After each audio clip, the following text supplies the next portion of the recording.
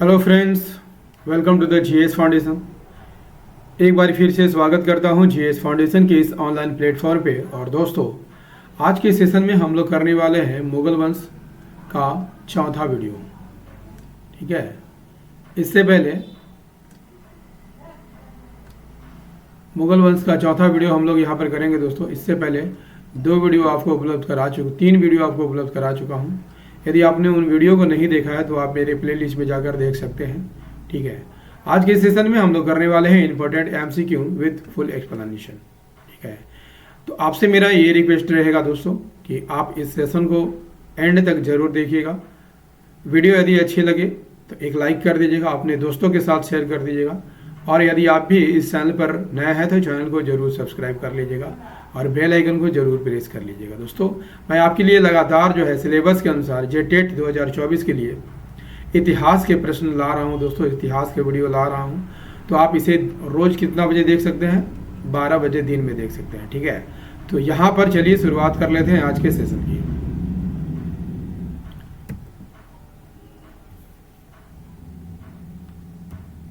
देखिए, पहला सवाल क्या कहता है, आपकी स्क्रीन पर है।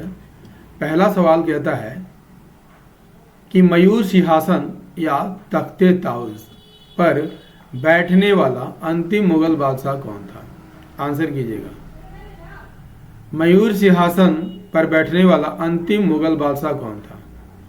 इसका सही आंसर हो जाएगा ऑप्शन डी, मुगल बादशाह मोहम्मद शाह रंगीला था, जो तख्ते ताउस पर बैठने वाला अंतिम बादशाह था। मयूर सिंहासन को ही हम तख्ते ताउस के नाम से जानते हैं और इस पर बैठने वाला अंतिम मुगल बादशाह कौन था? मोहम्मद शाह था। ठीक है, इस सिंहासन को यदि आपसे पूछ लिया जाए किसने बनवाया था? शाहजहां ने बनवाया था। और यह सिंहासन जो है सोने और हीरे जवाहरातों से ढका था, इसमें कोहिनूर हीरा भी लगा हुआ था। ठीक है, लेकिन 1739 में ईरान के सम्राट नादिर शाह ने भारत पर हमला किया और इस सिंहासन को अपने साथ ईरान ले गया था। क्लियर? चलिए देखते हैं नेक्स्ट क्वेश्चन। नेक्स्ट है, जहांगीर की बेगम नूरजहां का वास्तविक नाम क्या था? आंसर कीजिएगा। जहांगीर की बेगम नूरजहां का वास्तविक नाम क्या था? तो ऑप्शन है मेहरुनिसा और रोशन आरा और जुमन बानो बेगम या लाडली बेगम। जहांगीर के बेगम का वास्तविक नाम क्या था? आंसर कीजिए। तो जहांगीर की बेगम नूरजहां का वास्तविक नाम मेहरुनिसा था। ठीक है, option A is the correct answer. Nurjahan, ठीक है, कौन थी? मुगल सम्राट जहांगीर की बेगम थी। इनका वास्तविक नाम मेहरुनिसा था। क्या था दोस्तों? इनका वास्तविक नाम क्या था? मेहरुनिसा था। ठीक है, और जन्म 31 मई 1577 को अफगानिस्तान के कंधार में हुआ था। पिता कौन थे? मिर्जा गयास बेग और माँ का नाम असमत बेगम था। ठीक है, असमत बेगम था। और याद रखिएगा दोस्तों, यदि आपसे पूछ लिया जाए कि गुलाब से, ठीक है, गुलाब से इत्र निकालने की कला किसने विकसित की, तो याद रखिएगा नूरजहां की माँ जो थी असमत बेगम, एक गुलाब से इत्र निकालती थी। ठीक है, मेहरुनिसा की पहले शादी किससे हुई थी? अली कुली बेग नामक एक ईरानी से हुई थी। जहांगीर ने 1611 में मेहरुनिसा से विवाह किया और जहांगीर ने ही मेहरुनिसा को नूर महल और नूरजहां की उपाधि दी थी। क्लियर? चलिए अगले सवाल की ओर बढ़ते हैं। कहता है कि अकबर के शासनकाल में भू राजस्व सुधारों के लिए कौन उत्तरदायी था?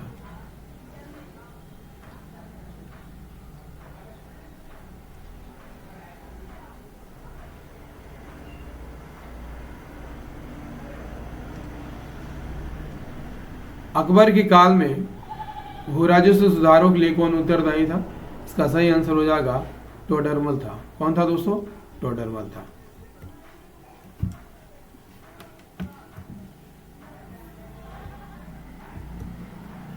अकबर के शासनकाल में भू राजस्व सुधारों के लिए टोडरमल उत्तरदायी था। क्लियर?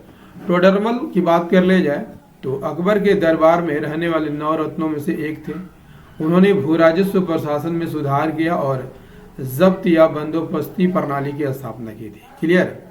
उन्होंने इस प्रणाली में सुधार किया और इसे दहसाला प्रणाली नाम दिया। क्लियर हो गया ना। चलिए एक एक पॉइंट को हम लोग डिस्कस करेंगे यहाँ पर। नेक्स्ट करते हैं, बाबर का शासनकाल कब से कब तक माना जाता है। तो दोस्तों याद रखिएगा, बाबर ने इब्राहिम लोदी को हराकर 1526 में इसने मुगल वंश की स्थापना की थी। मुगल वंश की स्थापना की थी और 1526 से 1530 तक इसका कार्यकाल था और 1530 में ही इसकी मृत्यु हो जाती है। ठीक है, तो कार्यकाल कब से कब तक था? 1526 से 1530 तक। Option A is the correct answer. ये बाबर का शासनकाल जो है ना 20 अप्रैल 1526 से लेकर 26 दिसंबर 1530 तक था। बाबर ने भारत में मुगल साम्राज्य की नींव डाली थी।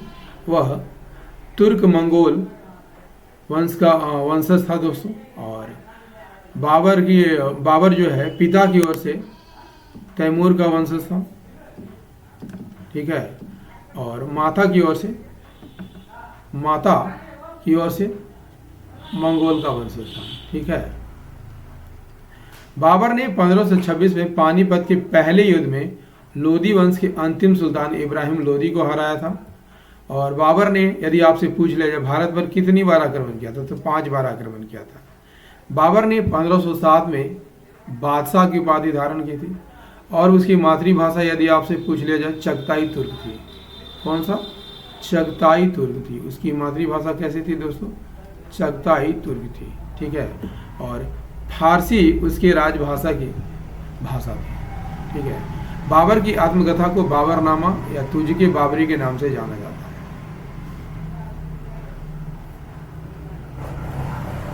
नेक्स्ट कर लीजिए, पानीपत का प्रथम युद्ध कब लड़ा गया था? पानीपत का प्रथम युद्ध कब लड़ा गया था दोस्तों? इसका सही आंसर हो जाएगा ऑप्शन डी, 21 अप्रैल 1526 को लड़ा गया था। पानीपत का प्रथम युद्ध 21 अप्रैल 1526 को लड़ा गया था बाबर और दिल्ली के सुल्तान इब्राहिम लोदी के बीच। ठीक है, इस युद्ध में बाबर की जीत हुई थी। यदि आपसे पूछ लिया जाए पानीपत कहाँ है, हरियाणा में है। इस युद्ध के बाद मुगल साम्राज्य की नींव रखी गई और दिल्ली सल्तनत का अंत हो गया। नेक्स्ट कर लीजिए, किस शासक ने शाहरुख नामक चांदी का सिक्का चलाया था? तो शाहरुख नामक चांदी का सिक्का किसने चलाया था दोस्तों? इसे चलाया था बाबर ने। ठीक है, बाबर ने चलाया था। मुगल सम्राट बाबर ने ही शाहरुख नाम के सिक्के के चलाया था। ठीक है, ये सिक्के चपटे होते थे और गोल होते थे। हुमायूं और अकबर के शासनकाल में सिक्का यह चल रहा था, लेकिन बाद में इस सिक्के को क्या कर दिया? बदल दिया गया। नेक्स्ट कर लीजिए, बाबर के आक्रमण के समय बंगाल के शासक कौन थे? राणा सांगा, नुसरत शाह, अकबर, इनमें से कोई नहीं। तो बंगाल के शासक कौन थे? सही आंसर हो जाएगा ऑप्शन बी, नुसरत शाह थे। बाबर के आक्रमण के समय बंगाल के शासक कौन थे? नुसरत शाह थे। नुसरत शाह की बात कर ले जाए तो अलाउद्दीन हुसैन के बेटे थे। उनका शासनकाल कब से कब तक था? 1519 से 1532 तक। नेक्स्ट, निम्नलिखित नामों में से कौन हुमायूं का भाई नहीं था? कामरान भाई था, उस्मान भाई नहीं था, अस्करी भाई था, हिंदाल था। ठीक है, 4 भाई होते थे, उस्मान भाई नहीं था। ठीक है, उस्मान हुमायूं का भाई नहीं था। हुमायूं के भाई कौन कौन थे? कामरान, अस्करी, हिंदाल। हुमायूं अपने भाइयों के प्रति दयालु रहता था और उन्हें अलग अलग क्षेत्रों में नियुक्त किया था। क्लियर।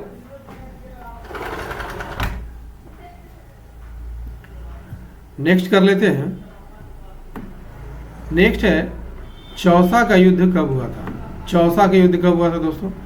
तो चौसा का युद्ध 1539 में हुआ था। ठीक है, किसके किसके बीच हुआ था? शेरशाह और हुमायूं के बीच हुआ था। शेरशाह और हुमायूं के बीच हुआ था और इसमें शेरशाह विजित हुए थे। ठीक है, चौसा का युद्ध 26 जून 1539 को होता है। भारत में मुगल सम्राट हुमायूं और सूरी साम्राज्य के संस्थापक शेरशाह सूरी के बीच यह लड़ाई होता है दोस्तों। कहाँ पर होता है? बक्सर जिले के चौसा गांव में होता है। ठीक है, इसमें शेरशाह सूरी की विजय हुई थी और हुमायूं अपनी जान बचाने के लिए रणभूमि से भाग गया था और कहाँ पर चला गया था? कन्नौज चला गया था। ठीक है, कहाँ चला गया था? कन्नौज चला गया था। नेक्स्ट है, किस शासक ने अपने पहले हजरत आला की उपाधि धारण की, फिर सुल्तान की उपाधि धारण की थी? तो हजरत आला की उपाधि धारण करने वाला शासक कौन था दोस्तों? शेरशाह सूरी था। Option B is the correct answer. Sher Shah ने पहले हजरत आला की उपाधि धारण की थी, इसके बाद सुल्तान की उपाधि धारण की। शेरशाह सूरी ने दक्षिण बिहार पर हमला करके बंगाल के सुल्तान नुसरत शाह को हराया था। किसे हराया था? नुसरत शाह को। इसके बाद उसने हजरत आला की उपाधि धारण की थी। चौसा की जीत के बाद शेरशाह का बंगाल और बिहार पर आधिपत्य हो गया। इसके बाद उसने शेरशाह की उपाधि धारण की और खुतबा पढ़ा। ठीक है, नेक्स्ट कर लेते हैं, हल्दी घाटी का युद्ध कब हुआ था? हल्दी घाटी का युद्ध कब हुआ था दोस्तों? 1556 में तो पानीपत का प्रथम युद्ध हुआ था। पानीपत का प्रथम युद्ध हुआ था। ठीक है, 1556 में पानीपत का द्वितीय युद्ध हुआ था और 1576 में हल्दी घाटी का युद्ध हुआ था। ठीक है, Haldi Ghati. Option D is the correct answer. Haldi Ghati को 18 जून 1576 को मेवाड़ के महाराणा प्रताप और मुगल सम्राट अकबर के बीच हुआ था दोस्तों। लेकिन अकबर की तरफ से नेतृत्व कौन कर रहे थे? राजा मान सिंह कर रहे थे। और इस युद्ध में महाराणा प्रताप को भील जनजातियों का सहयोग मिला था। कौन सा महल फतेहपुर सीकरी में नहीं है? स्वर्ण महल, पंचमहल, जोधाबाई का महल, अकबरी महल। तो फतेहपुर सीकरी में कौन सा महल स्थित नहीं है दोस्तों? इसका सही आंसर हो जाएगा